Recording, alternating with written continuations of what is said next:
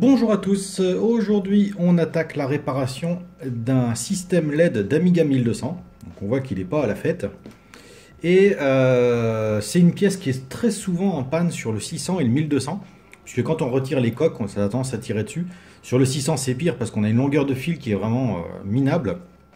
En général ce que je fais c'est que je les coupe et je remplace le kit de fil par un fil beaucoup plus long, ce qui permet d'éviter ce genre de problème. A savoir que sur le 600, si vous tirez trop fort, vous risquez même de casser la prise sur la carte mère.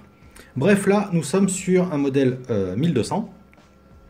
Donc on voit qu'il y a déjà eu une tentative de réparation, mais qui n'a pas été terrible. Normalement, ça doit ressembler à ceci. Voilà, celle-ci est d'origine. On voit que les 4 fils sont bien positionnés. Voilà, et ils sont reliés à la PCB à l'arrière. Donc celle-ci, j'y ai pas encore touché, mais normalement ce que je fais, c'est que je noie sous la colle chaude toute cette partie-là. Si vous n'avez pas de colle chaude, un petit peu de glu fera largement l'affaire. Mais c'est pour éviter d'avoir ce risque de cisaillement qui coupera les fils à un moment donné. Donc, eh bien, on va commencer par tout dessouder, puisque là on voit que les soudures ont été refaites, mais directement sur la base des résistances.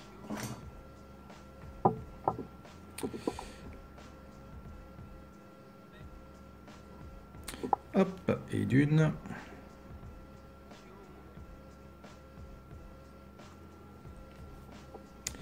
Et de deux, et on va enlever le verre.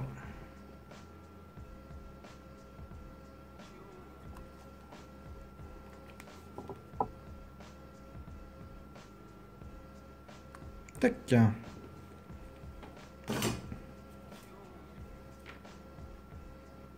Ah bah le verre est carrément parti de sa prise. Alors, heureusement, ce sont des prises très simples, puisqu'on a un petit loquet qui se trouve ici, qu'on peut relever. Alors, on le relève pour retirer la prise, mais là, on va la remettre, donc on n'a pas besoin d'y toucher. Et le verre est toujours le fil qui est complètement à l'opposé de la prise, puisqu'il y a un vide entre les deux. Donc, vous voyez, il a une forme, voilà. Vous voyez, il a une forme bien spécifique. À un moment, on a un creux. Voilà, qui se trouve là avec une petite languette. Donc cette petite languette, elle va face aux petites languettes de la prise. Il suffit de la pousser.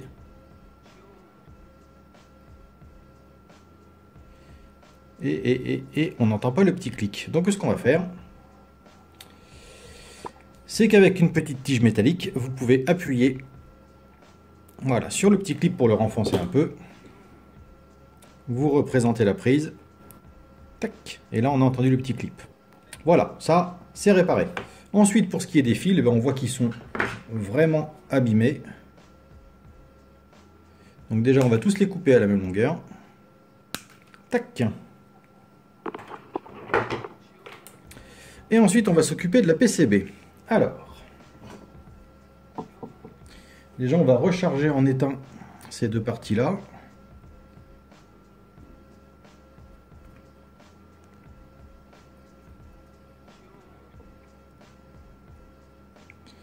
Là, on voit qu'il manque carrément. Ah oui, c'est qu'il manque des pistes. Elles ont dû être arrachées. Alors, c'est pas grave, on va réparer ça. Pour l'instant, je vais essayer d'enlever la totalité des restes de fil.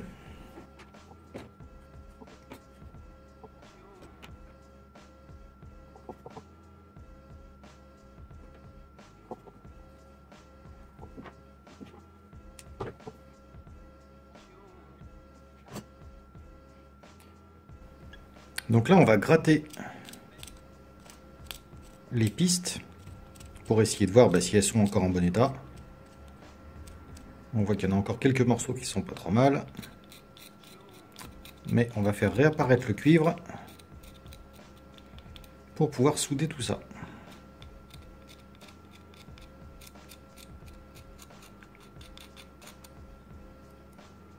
Voilà. Maintenant que les pistes sont à l'air libre, on va les réétamer.